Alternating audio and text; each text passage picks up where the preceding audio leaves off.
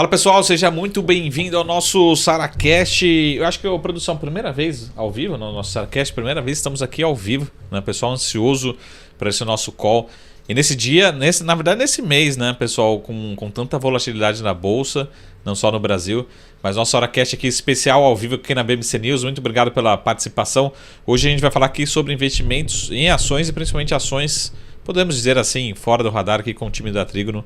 E usou Breyer. Acertei aqui a pronúncia, não? Exatamente. Né? Até tem a gente está voltando agora do carnaval, hoje é quarta-feira de carnaval, né? Quarta-feira de cinzas. Mas aí tem aquela famosa música do El Chan, né? Que diz que é essa mistura do Brasil com o Egito, essa mistura aqui do Japão com a Alemanha, né? Nasce e usou Breyer aqui. Muito obrigado, Yuzo, pela participação aqui. É um prazer estar aqui hoje, vai conversar bastante. Todo mundo conhece, acho que a Trígono, né? Dispensa apresentações. Sabe da especialidade, enfim, da excelência na análise e na gestão de ativos, principalmente em ações. Mas primeiro vamos falar um pouquinho rapidinho sobre a Trígono, né? Acho que talvez uma das primeiras, únicas casas no Brasil especializadas principalmente em ações mid small caps, né?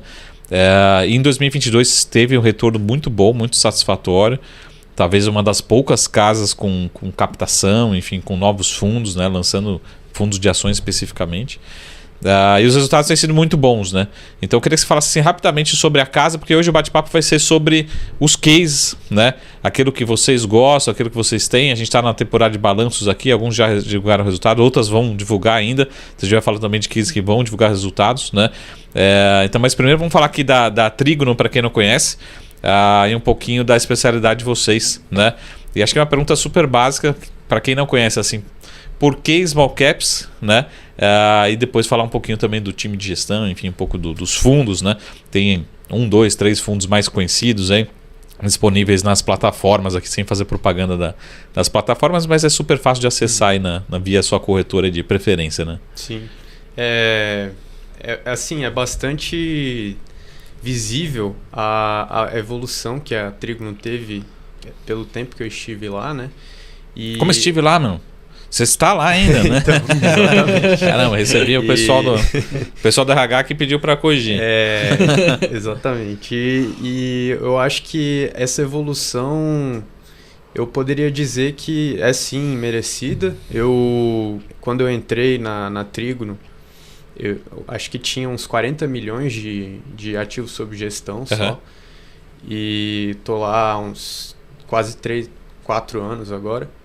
E durante esse período eu acho que a Trígono ela não mudou, assim, ela continuou sendo aquilo que era desde o começo na sua essência, né? É óbvio que o time aumentou bastante e tudo, mas o estilo de gestão eu acho que ainda continua preservado. E foi o motivo pelo qual eu entrei na Trígono, assim, só para dar uma visão mais geral, né? Por que eu, ao escolher o meu estágio, meu emprego, eu escolhi a Trígono, né? Acho que isso é bastante importante para entender o que eu penso de lá e tal. E eu entrei lá justamente porque eu já sabia que eu queria trabalhar numa gestora, né? Mas eu fui pesquisando todas as gestoras e todas tinham uma carteira muito igual.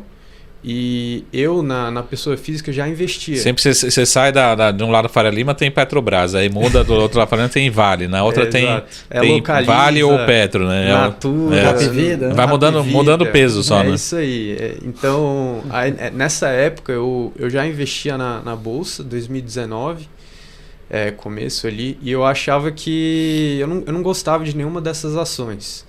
E eu não entendia porque as gestoras estavam compradas em várias dessas ações, desses cases.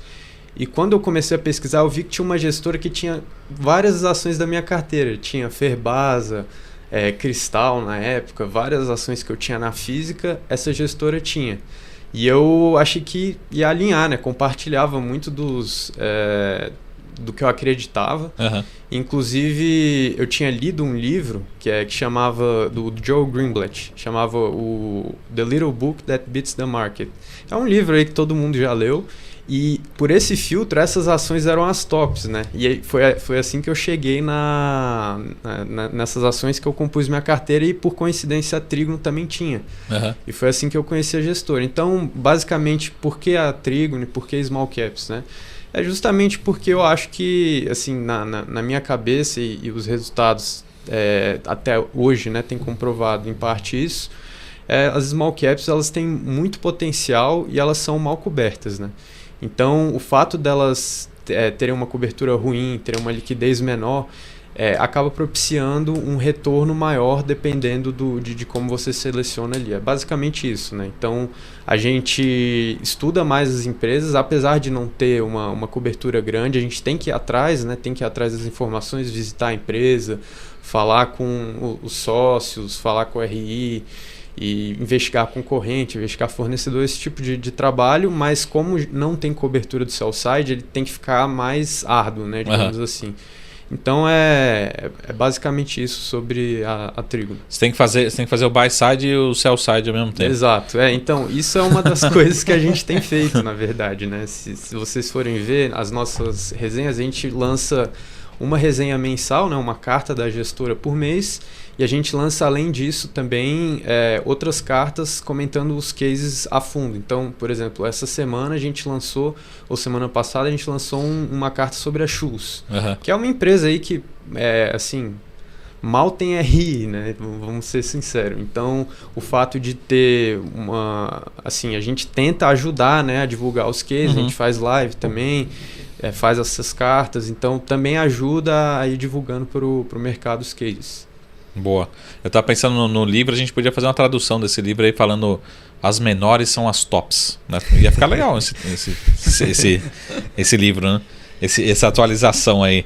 Mas só para terminar um pouquinho de Trígono, falando um pouquinho de estratégia e setores, assim, tem algum setor que vocês têm preferência, olhando para a carteira, ou é alguma coisa momentânea, assim, hoje a gente está com mais industrials, tem um pouco de commodities, enfim, tem algum setor que tem preferência na história que você está lá, ou na história do fundo?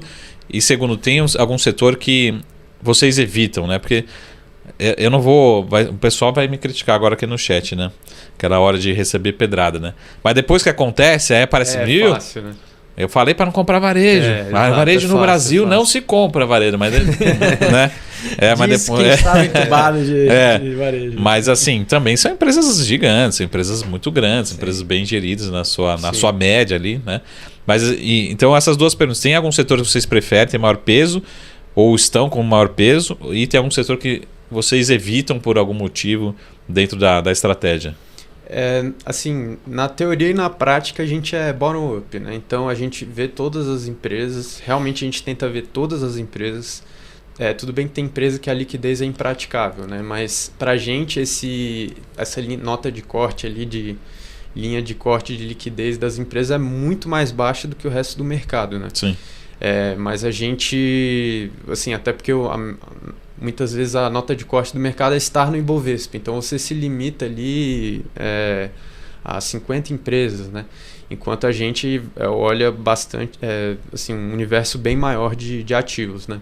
Mas dito isso, acaba que a nossa carteira hoje, ela é sim concentrada em alguns setores, principalmente commodities e indústrias, mas isso não é proposital no sentido da gente ter viés por essas empresas. A gente simplesmente analisou diversas ações, diversas small caps, mid caps e large caps também. A gente tem fundos que podem ter large caps, mas acaba que a gente se concentrou nesses setores simplesmente por ter mais oportunidade nesse tipo de empresa, mas não existe um viés de setor, né? No caso, aproveitando já a sua deixa sobre o varejo, a gente, desde que eu estive lá, a gente nunca teve empresa de varejo puro, assim, seja de roupa ou de eletroeletrônicos, e-commerce, etc. A única empresa de varejo que a gente teve, assim, foi a Graziotin. Mas aí já, assim, boa parte do lucro dela, na verdade, vem de fazenda, né? Então acaba que não é exatamente um case de varejo, puro, né?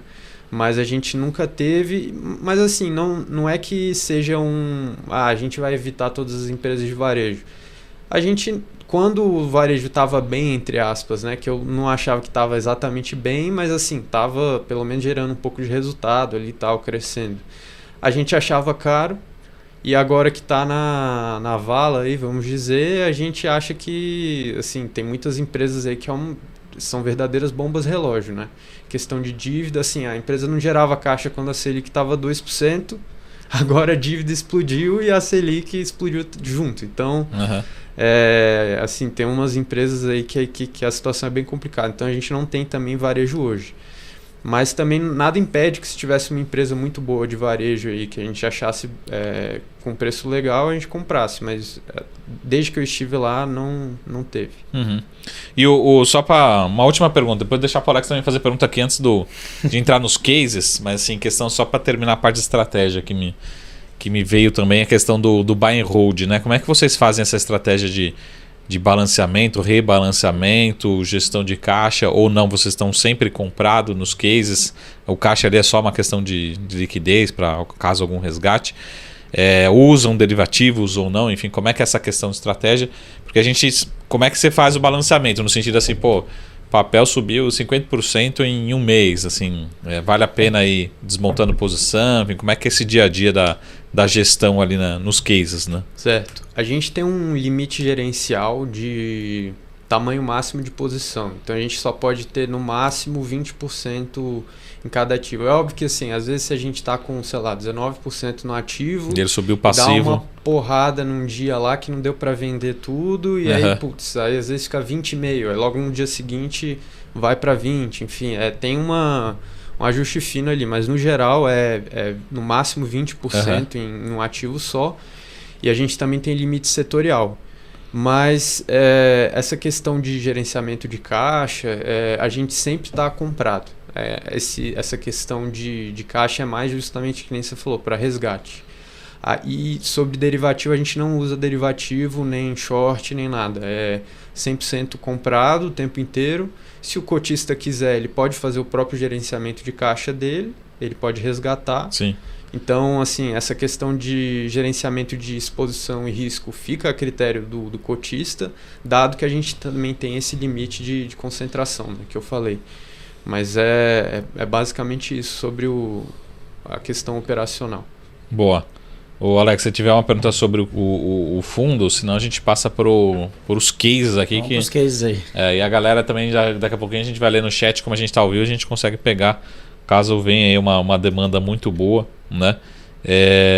Talvez o pessoal está pesquisando Schultz, né? Que empresa que é essa aqui? Né? Nem sabia que era listada, né? A gente tem uma história sobre Schultz também, você lembra? Do Joaquim, né? O pessoal também pesquisando aqui, mas já a gente confere aqui as perguntas do chat. Chat aqui também. E aí, eu queria, antes de falar de 2023, 2024 para frente, projeção, eu queria falar de 2022, ou os últimos 3, 4 anos que você está lá.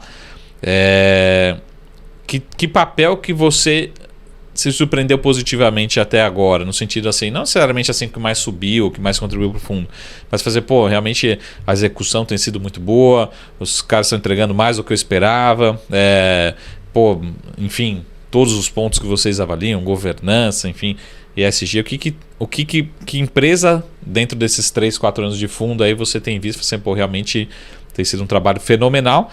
E é lógico que o papel tende a ser reagir aos fundamentos, mas a gente sabe que o mercado hoje, do jeito que está, né, maluco, a empresa está dobrando tamanho, o papel está caindo, enfim, mas olhando para o case, assim, que tipo de empresa você fala assim, isso aqui realmente, essa empresa está muito melhor do que a gente esperava, projetava e está entregando muito mais. Se a gente for falar aqui dos top 5, né, cases ali, top 5, 6, né, algumas empresas que melhoraram muito nos últimos 3 anos, eu poderia citar todas as empresas, assim, sendo bem sincero. Se você for pegar Kepler, Ferbasa, Tupi, diversas empresas que a gente tem na carteira, a própria Schultz também, Metal Leve, assim, várias empresas que a gente tem na carteira assim, cresceram absurdamente durante esse período, aumentaram as margens, cresceram a receita bastante, aumentaram capacidade operacional, né? Então eu diria que todas as empresas cresceram e entregaram resultados consistentes. Se você for pegar a receita e o lucro contábil delas, todas assim cresceram bastante, algumas mais de 100%, né? Então, realmente, essas que eu comentei, se for falar de alguma específica, acho que vale a pena destacar, por exemplo, a Kepler. Acho que a Kepler foi um grande destaque, na verdade. assim, todas essas eu achei que melhoraram bastante, mas acho que a Kepler mereceria um local de destaque aí, porque se você for pegar a Kepler há 5 anos atrás e hoje, aí durante esse período de 3 anos para cá foi onde foi ocorrendo essa transformação, né? Mas se você for pegar há 5 anos atrás, a Kepler era uma empresa assim, 5, 6 anos atrás, era uma empresa que estava numa situação terrível, né? E agora ela, assim, não tem nem o que falar, ela está na melhor fase assim da história da empresa, está crescendo bastante e a gente tá bem animado com ela. Boa. Pessoal aqui no chat, inclusive o Guilherme Cambraia tá aqui. Cambraia, grande Gui. Você é fera. Já a gente comenta aqui, ó. Mas fazer uma pergunta aqui no chat, saber quem que tem Kepler aqui no chat, né? O pessoal, como você falou, né? Só quer saber de Petro e Vale, né? Fica muito em 2, 3 nomes aí da bolsa. Pessoal, a bolsa é muito mais do que Petro, Vale e bancos. Mas só para recapitular aqui, se fizer um resumo realmente de Kepler nos últimos 3, 4, 5 anos, o que mudou? A gente teve mudança de acionistas, né? Acionistas importantes, sim. Tivemos mudanças. Agora, recentemente, governança, né? Corporativa, enfim. Qual que você acha que realmente foi o grande... Porque tem um efeito assim, uma tendência histórica, né, do Brasil, e a Kepler vem surfando bem pela agricultura, pela realmente defasagem que a gente tem em termos de armazenagem, né? Mas o que realmente fez a companhia mudar de patamar? Porque a gente olha para as ações também mudaram de patamar.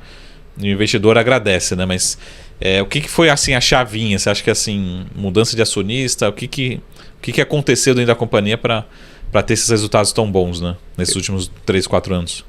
É óbvio que assim, a questão setorial contribuiu, né? Então o produto dela foi bastante demandado, né? Se não fosse isso, realmente não teria... Até eu estava no interior, Alex, esse final de semana, em Olambra. Tirei uma foto, esqueci de mandar lá. O Alex mandava. Mas tem bastante por aí, né? Exatamente. Os silos, né? O principal produto dela são silos para armazenamento de grãos. Então, obviamente, a demanda ajudou bastante. Mas, assim, o mais importante, eu diria, foi o aprendizado que a empresa teve com os próprios erros dela. Então, o principal, assim, um dos principais motivos da performance ruim operacional da empresa era, assim, tinham 2 principais. Primeiro, o capital de giro. E segundo, a eficiência operacional mesmo da empresa em termos industriais. Tá. Então, quando você diz capital de giro, já fazendo uma consultoria aqui, ela fica ou ficava com o risco da commodity ou nunca ficou? Então, o que ela fazia era... Ela estocava bastante antes. Então, comprava o aço lá, deixava o aço bastante estocado. Pelo bem e pelo mal. Exato. E aí ia produzindo bastante silo também. Na verdade, eles produzem a chapa, né? Quem faz a montagem do silo é uma terceirizada, que obviamente recebe treinamento da Kepler e tal, mas não é funcionário da Kepler. Então eles são terceirizados. Tem lá a licença e tudo, né? Só pode fazer a obra quem tem a licença e tal, mas eles não são funcionários da Kepler. Mas assim, eles tinham esse descasamento, vamos dizer assim, entre os pedidos e a produção deles, e eles resolveram isso através da implementação do Lean Manufacturing, né? Que é o toyotismo clássico, Kanban, etc. Né? E, então eles resolveram bastante isso no próprio tempo de crise mesmo. Assim, quando a empresa estava indo mal, durante o período que ela estava indo mal, ela já foi implementando, já foi aprendendo com os próprios erros, não foi uma coisa que foi do dia para a noite. E outra coisa que eles fizeram também para aumentar a eficiência operacional, eles robotizaram muito a empresa, né? Então isso também conversa com a questão do Lean Manufacturing. Como eles conseguiram robotizar muito a produção da empresa, eles conseguiam trazer a matéria-prima, já processá-la rapidamente e mandar. E aí outra coisa que eles fizeram foram diminuir a terceirização da produção do silo. Então eles praticamente verticalizaram tudo. Hoje em dia só o parafuso lá que não é produzido na Kepler, né? Fora a matéria-prima. Então antigamente eles terceirizavam muita coisa. E aí dava problema. Então em vez deles mesmos investirem na produção de chapas, aumentar a produção e tal, eles começaram a terceirizar. E aí começou a dar problema, e aí para não perder o nome deles, eles tiveram que ter prejuízo em diversos silos para poder garantir o nome. Então, dava um problema lá, mas o problema foi por causa da chapa lá que o terceirizado fez. Tá. Só que acabou que eles tiveram que arcar com esse prejuízo, e aí eles cortaram muito da terceirização da própria linha de produção, internalizaram mais coisa, e aí o produto ficou com maior qualidade, com menor capital de giro, né? Hoje em dia, até pouco tempo atrás, com juros aumentando, a necessidade de capital de giro aumentou. Mas até assim, começo do ano passado, o capital de giro da Kepler era extremamente negativo, porque os clientes eles adiantavam antes da própria empresa comprar o estoque para fazer o silo, né? Então eles geriram muito bem. Hoje em dia o capital de giro da Kepler é praticamente zero, né? Ainda é negativo um pouquinho. Então, acho que essas melhoras, e elas foram acontecendo gradualmente, né? Não foi do dia para a noite. Foi durante ali, quando eles estiveram com bastante dificuldade, eles enxergaram o porquê, e aí foram implementando isso ao longo dos anos, né? E o resultado dá para ver hoje. Boa. A gente, só para terminar esse primeiro bloco aqui, só para a gente terminar também a questão da Kepler, a gente está vendo a gente entregou os resultados. Eu acho que para quem não acompanha tão de perto assim, os resultados foram excelentes. Talvez para quem acompanha de perto poderia, pelo menos na nossa opinião, que poderia ter vindo um pouco melhor. Mas assim, depois dos resultados, as ações vêm caindo forte. Sim. Né? E acho que só para a gente terminar esse bloco assim, o que justifica, e até olhando de fora, a gente não tem essa informação, mas existe a possibilidade de mudanças de executivos, enfim. O que poderia estar trigando, né? Ou seja, estimulando essa queda? Seria só um movimento realmente de realização de lucros, ou tem algo na visão de vocês que preocupa, né, nos papéis aí, né, com essas quedas recentes? Então, sobre o resultado, a gente, obviamente, a gente faz a projeção e acompanha, né, trimestre a trimestre. O resultado desse trimestre foi em linha, assim, realmente em linha. As linhas bateram, assim, receita, lucro e tal. E aí a gente gosta de se enxergar como sendo otimistas com relação a Kepler, né? Porque se a gente está bastante comprado, a gente acredita num upside legal. Então, se está em linha com a nossa projeção, a gente acredita que foi um resultado legal aí, com a visão do mercado, digamos assim, né? O que não aconteceu. O mercado viu o resultado como sendo ruim, né? Tanto é que despencou depois. Agora, o porquê que isso pode ter acontecido, sinceramente, eu não sei. Assim, se você for olhar o fluxo, né, da Kepler esses últimos dias, fica um pouco claro que um ou dois players ali que estão vendendo forte. E aí tem um player ou dois tomando forte também. Mas assim, essa troca de mão já aconteceu várias vezes na Kepler, né? Se você for olhar, o BNDES saiu, a Tarpon saiu, o Norges Bank saiu, o Banclass saiu também, que era do Abdala, né? Então, assim, todos esses movimentos, eles foram acompanhados de volatilidade, né? A Tarpon não saiu totalmente, né? Mas, assim, vendeu 80%, 70% da posição. Então, se você for olhar até o gráfico, quando dá aquelas embicadas assim, depois volta, geralmente é a fase de troca de mão, né? Um cara vai vendendo muito, outro cara vai tomando. Sim. E aí acontece isso. É o que está acontecendo agora, né? Eu não estou falando que vai depois voltar tudo rápido, né? Não estou falando isso, mas assim, a gente viu esse padrão histórico acontecendo várias vezes na Kepler, né? Então acredito que seja mais um desses acontecimentos aí. Você ia mandar uma? Eu ia mandar uma aqui. Falei. Né, só para trocar de case aí. O Gui aí, o Edson tava pedindo de Priner, né? Perguntando um pouquinho sobre a companhia. Inclusive, né? A gente também tá aqui na Sarivest, também a gente tem uma opinião boa aí sobre a tese, mas o que você tem para comentar um pouquinho pra gente? Podemos segurar? Segura, congela. Então segura aqui segura a Priner, né? Enquanto o Wilson analista. Você tem alguma responsabilidade setorial lá? Não, todo mundo analisa tudo lá, né? Sim. Então, analista aqui da Trígono, O site de vocês é trigonocapital.com.br, né? Acho que só .com. Então vamos conferir. Enquanto isso, a gente faz um rápido intervalo, a gente volta com o Priner e outros cases aqui agora para 2023, né? A segunda opinião aqui do time da Trígono, beleza? Um dos melhores fundos de 2022. Continuamos também super bem em 2023, né? E já daqui a pouquinho a gente volta no nosso SaraCast especial aqui ao vivo com o time da Trígono. Até mais. Tchau.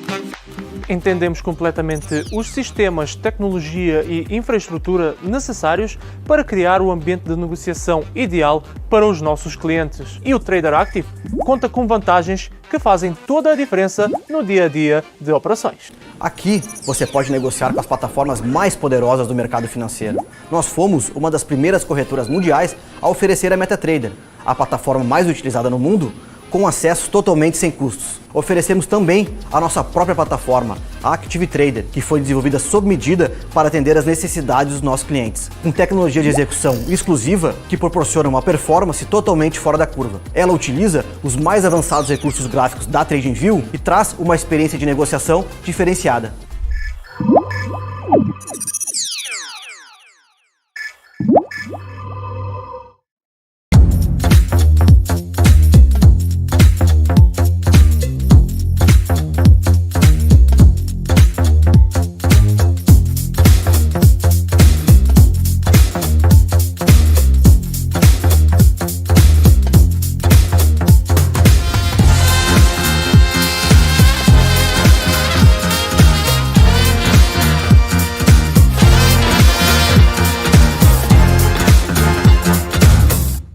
Você está cansado da mesmice, negociando em plataformas com ferramentas desatualizadas? Falta variedade e funcionalidade?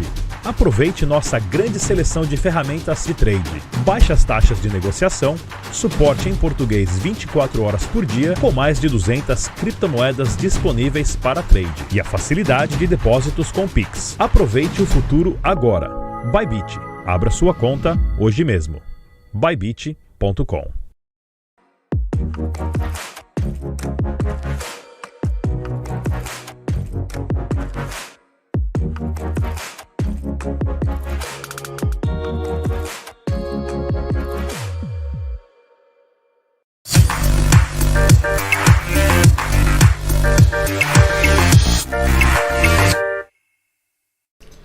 Fala pessoal, estamos aqui de volta ao nosso SaraCast especial ao vivo comigo e com o Alex André Neto. Ficou no ar esse Alex André Neto. Depois tem que explicar o porquê. E o pessoal, acontece isso e vai acontecer a vida inteira, né? Alex, né? Manda o sobrenome, André. Não, mas manda... Qual que é o... mais aí.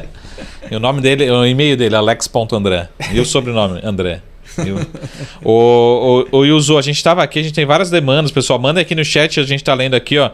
Para quem está participando aqui ao vivo no nosso SaraCast especial com o time da Trígono. A gente falou um pouquinho de Kepler aqui, acho que é um dos maiores cases de sucesso desses últimos 3, 4 anos, né?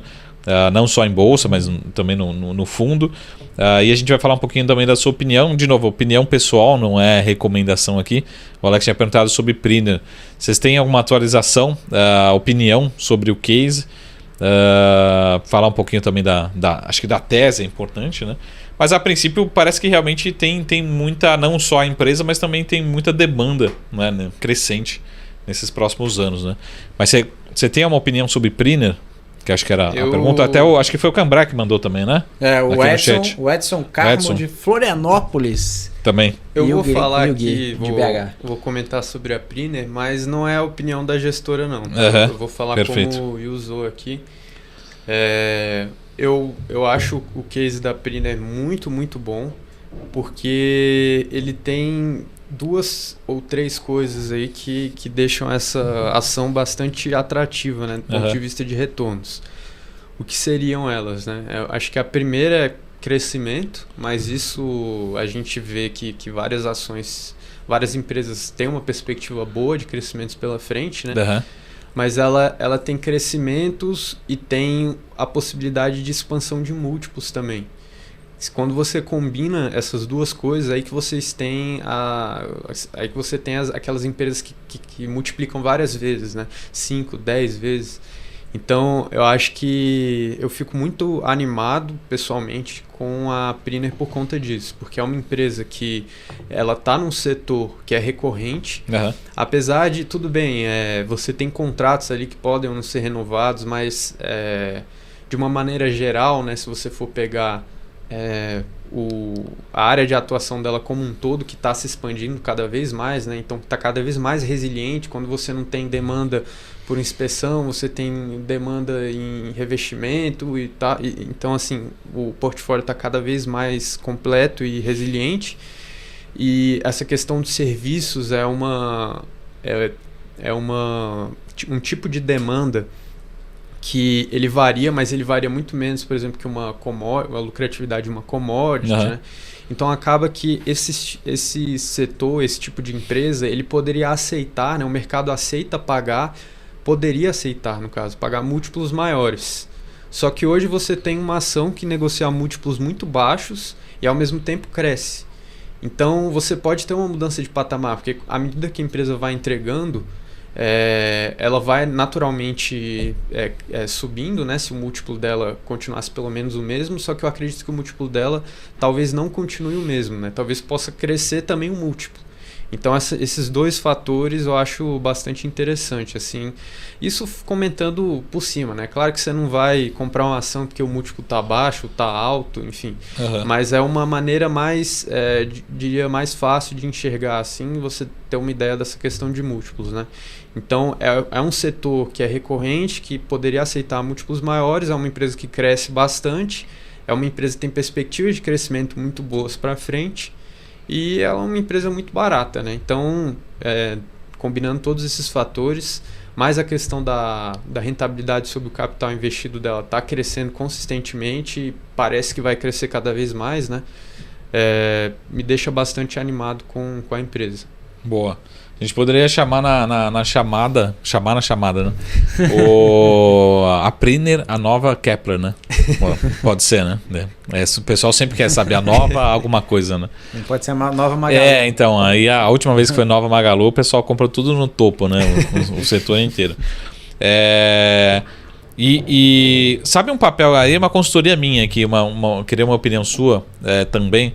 A gente viu várias... Não sei se é esse motivo, mas falando aqui da Positivo, né? Acho que vocês acompanham também da Positivo. Mas várias empresas acabaram sofrendo em bolsa, talvez pelo evento Americanas, né? E queria entender justamente isso. A Positivo, a gente viu, em alguns momentos, a gente vê forte valorização, né? E depois a gente vê uma forte valorização. Volatilidade e assim, tem um racional, lógico, tem fundamento, mas assim, talvez não para tanto, né? Nem para tanta alta, nem para tanta queda, né? Enfim, você vê... Qual que é o motivo hoje que você vê essas quedas tão fortes de Positivo? E depois perguntar também a opinião de vocês em relação ao case, né? Particularmente, se não me falha a memória, a gente está gravando aqui no finalzinho de fevereiro, mas não tem ainda os resultados ainda do fechamento do ano de 2022, né? Ainda não.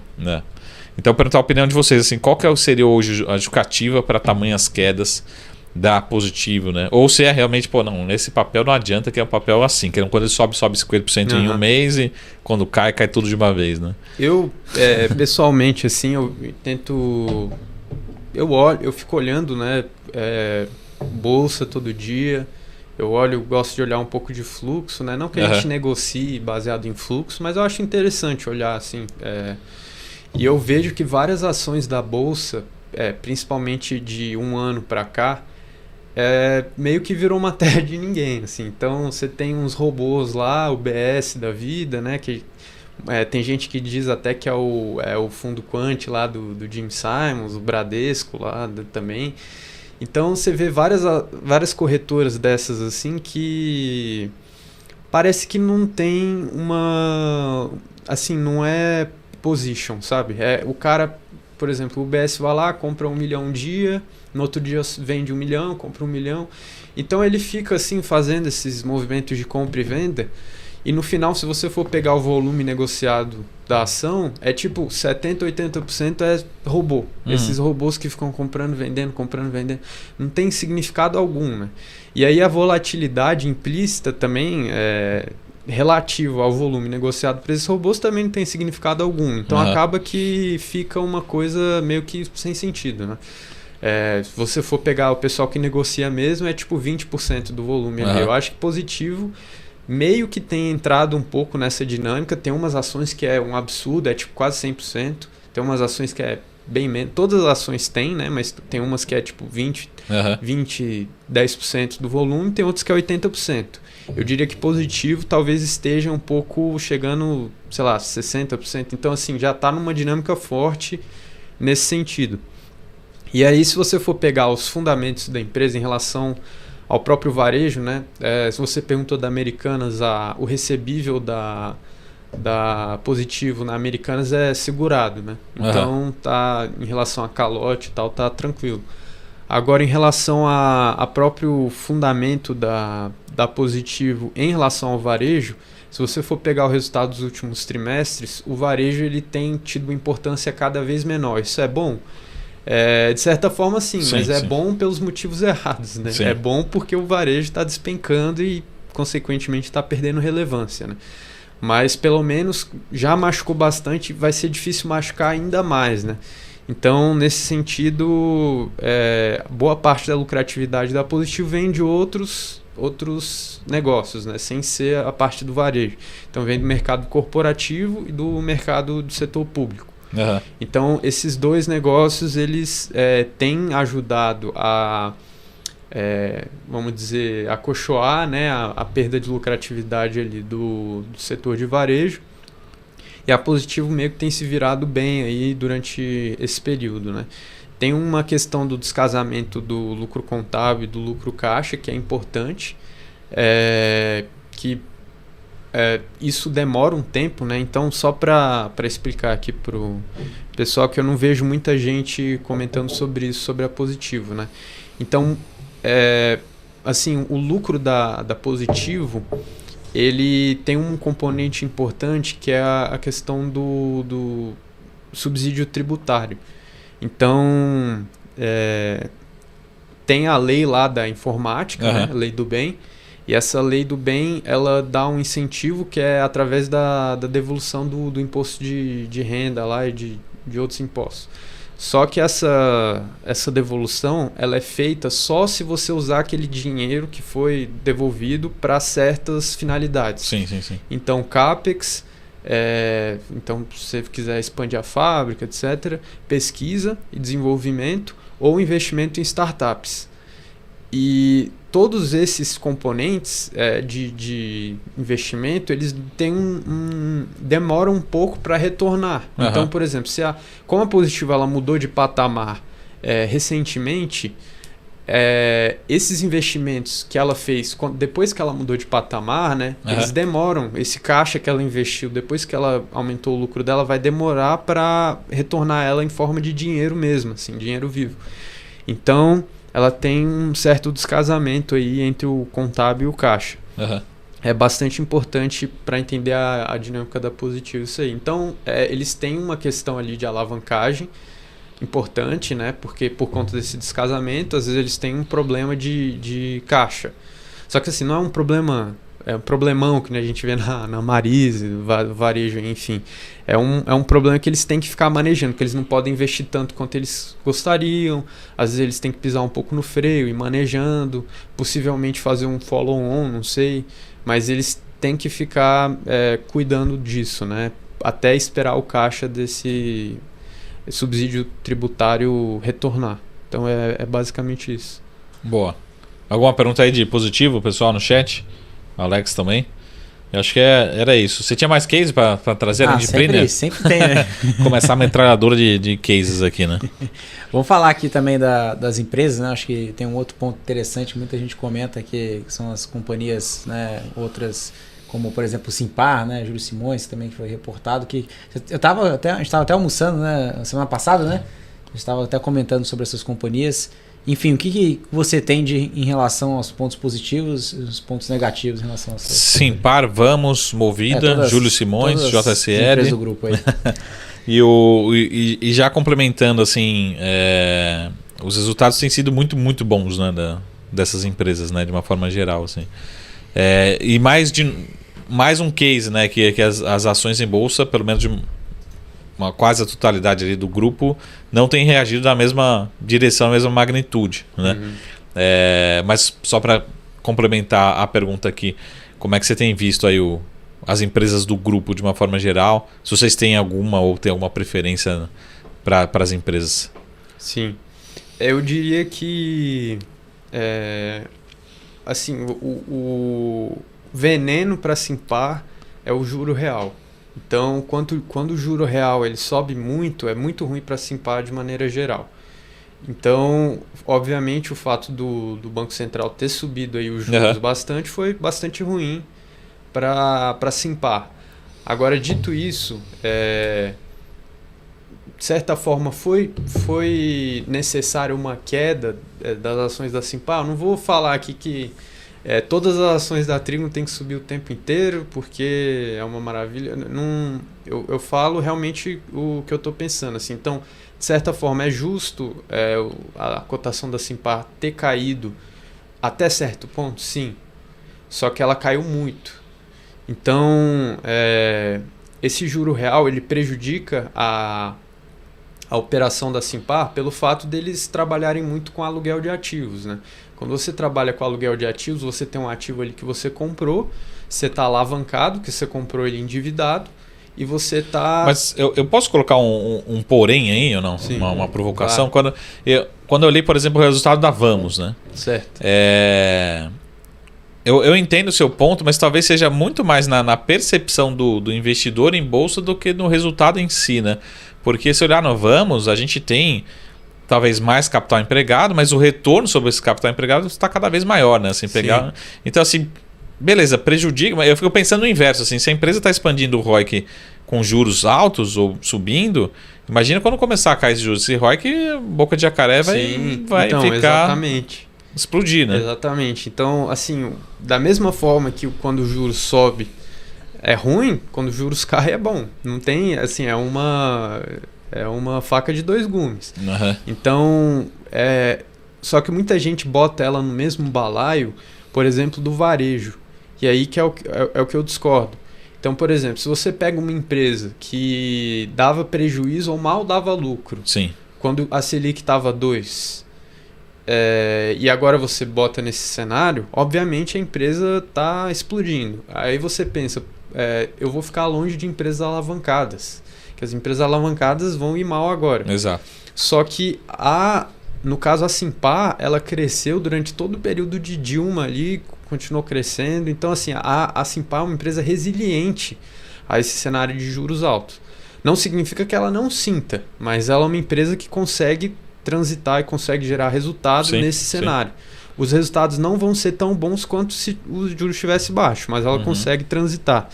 Então, eu acho que ela é uma empresa que tem muito potencial quando os juros caírem. Agora, ou um dos dois fatores, né? Quando os juros caírem ou quando ela conseguir repassar totalmente os juros no preço, né? Então, quando você tem um aluguel ali de um determinado ativo e o juro sobe, você não pode subir o aluguel assim do dia para a noite. Tipo, o Roberto Campos subiu a taxa Selic ontem, hoje já teve reajuste em aluguel de caminhão, carro, não sei o quê. Não é bem assim, né? Você demora um tempo. Só no spread no banco que acontece isso. Exato. E aí você você demora um tempo ali para você ir reajustando os preços e tal. Então o ROIC, o ROIC dela, né, vai subindo, o yield sobre os ativos vai subindo, só que o WACC ele é reajustado na hora, né? Então a dívida, os juros lá do banco é reajustado na hora, que boa parte da dívida deles é atrelada ao CDI, só que o yield dos ativos ele demora um pouco para subir, né? Então dá essas pancadas, por exemplo, o resultado da Movida dá uma mergulhada. Só que vai chegar uma hora que isso vai dar uma estabilizada, né? Eles vão conseguir repassar todo o preço. E tem outros fatores também, né? No caso como carro-chefe a Vamos, a gente tem que olhar o CAPEX da Vamos, né? Como eles estão investindo muito, esse investimento que eles fizeram agora não vai entrar do dia para a noite e vai virar caixa. Eles têm que fechar os contratos, alugar os caminhões, não sei o quê. Então isso também demora um tempo, né? Eles vão comprar lá, tipo, 5.000 caminhões da Volkswagen, daqui a, tipo, 3, 4 meses que eles vão alugar. Assim, tudo bem que uma parte vai ser alugada em 1 mês, a outra parte em 2 meses, mas, no geral, esse negócio só vai dar um resultado cheio para eles daqui a, tipo, 6 meses. Sim. Então, também tem essa questão. E como eles estão acelerando muito o investimento que eles fazem agora é relevante em relação ao investimento que eles já têm, né? Então, também causa esse descasamento. No geral, eu acho uma ação bastante barata. Se você for fazer até a soma das partes, né, tudo bem que no mercado do jeito que a gente está, a soma das partes não significa muita coisa, né? Mas eu acho que no futuro pode vir a significar, né? Então, essa questão da soma das partes eu também acho importante. Se você for pegar as empresas listadas, fizer a participação, fizer a conta, tirar a dívida líquida da holding, você vai ver que a ação da Simpar está bastante descontada em relação aos ativos inerentes ali, né? Fora as coisas não listadas, né? Que também estão crescendo bastante. Só para complementar, Alex, se você quiser complementar também na família Simpar aqui, mas aí também fazer uma outra provocação. A gente viu umas revisões, uns downgrades de Movida, particularmente, por algumas corretoras, alguns bancos, né? E é engraçado que não acontece no caso de Localiza. No Localiza a gente vê revisões, sei lá, de preço e tal, mas você não vê ninguém recomendando venda ou redução de recomendação, né? Você acha atua que uns 20 anos atrás, né? Só eu que comecei com short. Mas como é que você vê isso, né? Assim, será que realmente tem motivo de novo? Ou o motivo está único e exclusivamente na liquidez? Ou enfim, por que justificaria essa revisão? Porque, no meu entender, assim, você tem uma pressão de juros em Movida, tem Localiza também, né? Setorial. Claro. Sim. A alavancagem numa não vai ser uma vez e a outra vai ser 10, né? Elas são relativamente parecidas, enfim, né? Então, assim, por que existem essas penalizações no caso de Movida e em outros ativos, no caso da Simpar, que a gente não vê? É basicamente a liquidez que justifica em bolsa ou tem algum outro motivo, assim, de por exemplo, a Movida é uma empresa mais nova, enfim, o que poderia... E o inverso é verdadeiro também, para saber, vai acompanhando com Movida, que também pode ser que abra alguma oportunidade boa, assim como Vamos, a própria Simpar, né?